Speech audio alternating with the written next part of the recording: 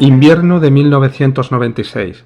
Las intensas lluvias caídas obligan al Ayuntamiento de Úbeda a una intervención en el extremo oriental de las Eras del Alcázar ante el temor de un corrimiento de tierra sobre las viviendas situadas en la redonda de Miradores. La actuación consiste en desterrar con excavadoras la zona susceptible de derrumbe. El resultado es la creación de dos grandes aterrazamientos a lo largo de unos 120 metros de frente por una media de profundidad de 6 metros por 20 de ancho. Lo que en principio supone un trabajo puntual de retirada de terreno ante el posible riesgo de derrumbe sobre las casas que ciñen la vieja muralla, va a traer una consecuencia inesperada y que va a obligar a cambiar el curso de los acontecimientos. La maquinaria, sistemática e ignorante, al tiempo que destruye para siempre pedazos del pasado, deja al descubierto otros que in extremis logran escapar de la despiadada pala. La voz del operario que desde abajo grita a su compañero que detenga la máquina porque ha observado algo inusual es el aldabonazo que hará despertar del soterrado sueño milenario a un yacimiento único en el mundo. Más tarde, cuando equipos especializados de arqueólogos sometan los restos materiales y biológicos hallados a los análisis de diferentes laboratorios, se obtendrán dataciones del cuarto milenio a.C. para los estratos inferiores, aquellos más profundos y por consiguiente más antiguos de la zona excavada. Pero lo que hará de las Eras del Alcázar un yacimiento original y hasta la fecha no equiparable a ningún otro, será la constatación en esta zona olvidada de la ciudad de una ocupación permanente y prácticamente ininterrumpida desde hace 6.000 años hasta nuestros días, convirtiendo a Úbeda en la ciudad más antigua de Europa. Esta es la historia de los orígenes de Úbeda, surgida entre las brumas de la leyenda, a caballo, como cualquier urbe pretérita, del mito y la realidad arqueológica, testigo de épocas y civilizaciones, asomada, como dice la letra de su himno, al balcón de una loma o un cerro que ha perdido ya la cuenta de las gentes que esculpieron su carácter, su fisonomía y su historia. Durante los próximos minutos nos adentraremos en sus orígenes e intentaremos destapar el velo que el relato y la ciencia han permitido vislumbrar hasta la fecha. Bienvenidos, soy Antonio Ángel del Castillo y esto es Úbeda Historia.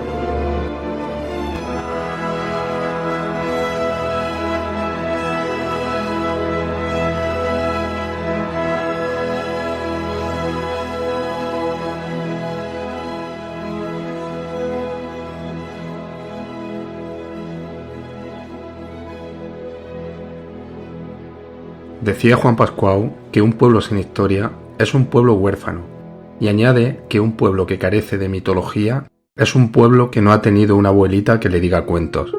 De todos los interrogantes que se ciernen sobre el pasado, quizás el más esquivo sea aquel que se pregunta sobre el origen de las cosas, ese que habla de la raíz misma de su creación y que suele estar en una nebulosa temporal tan remota que es imposible vislumbrar dicho principio en la espesa superposición de los siglos.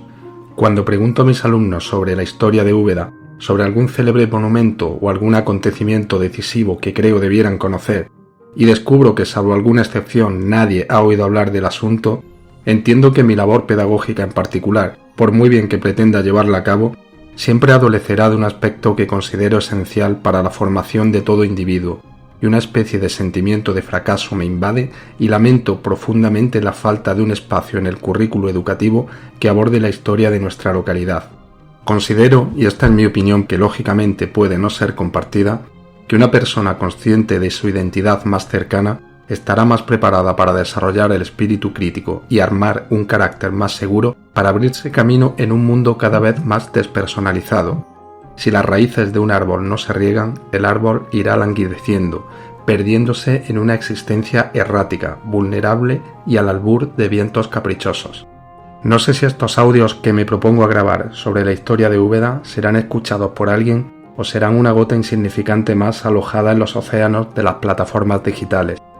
Quizá a alguien le pueda servir, y aunque solo sea para despertar el interés por su ciudad, por preguntarse qué ocurrió antes de que él naciera, qué hubo anteriormente en el lugar por donde pasa a diario, o qué gentes contemplaron el mismo sol y las mismas montañas que él vislumbra en el horizonte al bajar por la ronda sur y obtiene unas cuantas respuestas que le lleven a echar la vista atrás y evocar mundos perdidos y fascinantes borrados por el tiempo, si solo sirve para apartar un breve instante la vista de la pantalla de su teléfono móvil, y contemplar los restos de muralla, la fachada de una iglesia, la ausencia de un arco en una plaza devastada por una reurbanización lamentable, o un paisaje domeñado por la mano de generaciones y generaciones de hombres y mujeres que se dejaron la piel para arañar de la tierra el fruto de su sustento, si aunque solo sirva para despertarlo un instante de la ensoñación artificial de su tiempo virtual para tender la vista al ayer, habrá merecido la pena.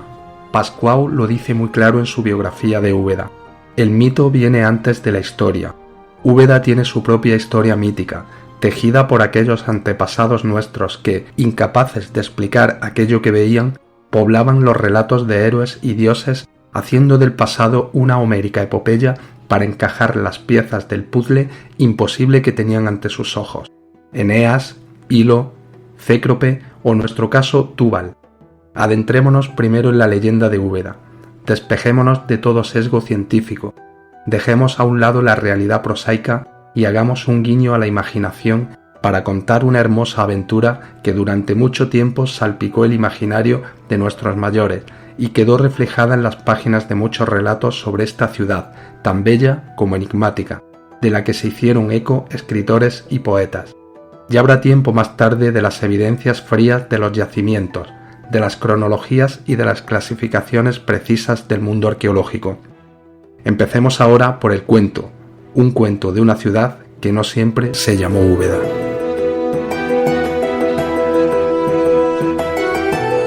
Abramos el Génesis y veamos qué dice el capítulo 10, versículo 1 y 2. Estas son las generaciones de los hijos de Noé, Sem, Cam y Jafet, a los cuales nacieron hijos después del diluvio. Los hijos de Jafet, Gomer y Magog, y Madai y Javán, y Túbal y Mesech, y Tiras. Fin de la cita, cerramos el Génesis. Noé, como se ve, amén de salvaguardar del diluvio las especies del reino animal, dejó un legado humano en forma de descendencia bastante abundante. De los hijos de Noé de los que nos habla el pasaje citado, nos interesa el tercero, Jafet, pues él será el padre a su vez de Túbal o Tubal, su quinto vástago. Vamos a quedarnos con este Túbal, es importante. A este nieto del legendario constructor del arca se le otorgará andando el tiempo el conocimiento de los metales y será todo un maestro en el trabajo del cobre y del hierro. No en vano, el texto bíblico verá la luz a mediados del primer milenio antes de Cristo, periodo en el que el descubrimiento del hierro en el área de Anatolia y Asia Menor, la actual Turquía, aún es reciente, considerándose en la época el mayor avance tecnológico ocurrido en siglos.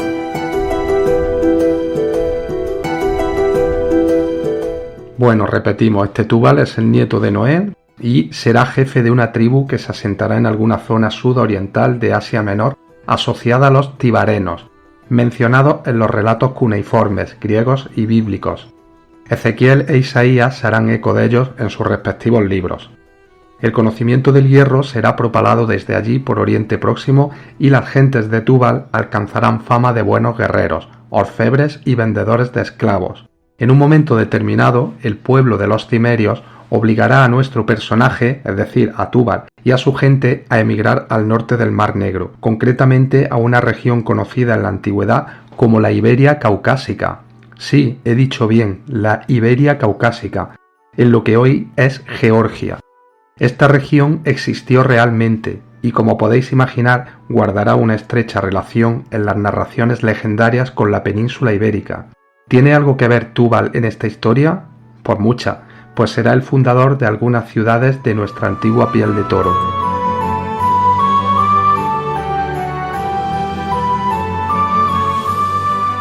Tras engendrar una serie de pueblos en la Iberia Caucásica, Túbal emigró a Europa occidental, alcanzando la península ibérica y proclamándose su primer rey. Tuvo tiempo antes, sin embargo, de darse una vuelta por Italia y dejar allí su impronta, a decir de Flavio Josefo y de Isidoro de Sevilla. ¿Querencia por lo peninsular? ¿Manías de héroe o semidios? A saber. Una vez en suelo ibérico fue padre de futuros reyes, que habrían de sucederle dando origen a la dinastía tubalita. El primero de ellos fue Íbero, quien daría nombre tanto a la península como al río Ebro. A Íbero le sucedieron 4 monarcas que pondrían fin a la línea sucesoria según la mitología. Estos fueron en orden cronológico Idúbeda, Brigo, Tago, por quien llamarían así al río Tajo, y Beto, quien dio nombre al río Betis, actual Guadalquivir, y Bética para las tierras colindantes. Repito el nombre del primero de ellos, Idúbeda. Nos vamos acercando. Bien, pues nuestro personaje Túbal va a fundar en la península ibérica una serie de ciudades, entre ellas Setúbal en Portugal, también los montes Setúbales, que son los Pirineos actuales, Tortosa, en cuyo castillo se conserva la torre de Túbal, Vélez Málaga y, por supuesto, Úbeda. Bien, pues este hijo de Jafet y nieto de Noé, llegado a Hesperia era el nombre anterior al de Iberia, y tras un épico éxodo desde la Iberia caucásica, señor del hierro, hacedor de pueblos y padre de reyes, se detuvo un día en una pequeña loma en el mediodía de su nueva patria. Contempló el valle que a sus pies se derramaba, hasta morir un poco más allá en esas serranías cercanas, feraz y luminoso, como el río lo había esculpido, y decidió que aquel era un lugar privilegiado para erigir una ciudad. ¿Qué sería de los amantes de la historia de Úbeda sin los trabajos de Miguel Ruiz Prieto y Alfredo Cazabán? Perderse entre sus páginas no es solo retroceder a los hechos que nos cuentan, sino remontarse a los años en que fueron escritos, a caballo entre los siglos XIX y XX, donde las teorías legendarias no bastan ya para explicar acontecimientos pretéritos. Los héroes deben morir para dar paso a la pala y al estudio riguroso de los vestigios sepultados en estratos de tiempo y olvido. Schliemann en Troya, Evans en Creta, Layard en Nínive, Carter en Egipto. La ciencia impone su ley, y lo que sale a la luz es un mundo aún más fascinante que el de las viejas narraciones. Aquiles ya no es un inmortal, sino un guerrero aqueo de tosca armadura de bronce y casco con colmillos de jabalí. El laberinto del Minotauro es un palacio llamado Nosos, que alberga pinturas de bóvidos y danzantes semidesnudos.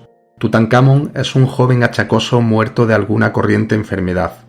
Pero aún así, Prieto y Cazabán, aun recogiendo el guante de la ciencia y descartando definitivamente lo imposible, detallarán pormenorizadamente los testimonios de todos los autores que han intentado explicar a lo largo de los siglos los orígenes de su ciudad, pues de otra forma, y ellos lo saben bien, el relato no estaría completo. Diego Espinosa de los Monteros, Jorge de Mercado, el nubiense, el moro Rasís, autores que darán forma al mito, añadiendo o completando lo que otros ya contaron para terminar de componer el rompecabezas. Y entre estos y aquellos dibujarán una realidad imposible pero extraordinariamente sugestiva. Túbal, su hijo íbero, su nieto Idúbeda, personajes asociados indefectiblemente al principio de esta ciudad de los confines de Europa meridional. Y para terminar de enredar la historia, nos hablarán de una primigenia urbe un poco más al sur de esta otra de los cerros, llamada Bétula, más antigua incluso que la moderna Úbeda, de la que Idúbeda salió para disputarle a su hermano Ibiut la torre que lleva su nombre, porque la torre de Ibiut es el más antiguo recuerdo que se tiene de Úbeda, asociada sin remedio al mito y fuente de todo tipo de especulaciones. ¿Existió realmente un Ibiut que la construyera en tiempos remotos y que le diera su nombre? ¿Fue Idúbeda quien se alzó por fin con la victoria, arrebatándole el bastión y la ciudad y nombrándola definitivamente? ¿Qué fue de aquella otra ciudad abandonada llamada Úbeda la Vieja?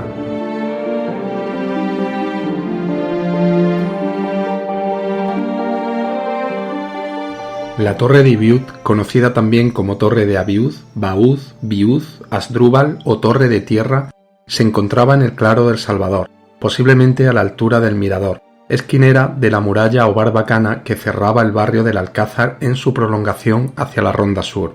Fue destruida, como tantas cosas más, durante el maldito siglo XIX. Más tarde nos ocuparemos de ella y de lo que Ruiz Prieto dijo ver durante unas obras que allí se realizaron allá por 1850.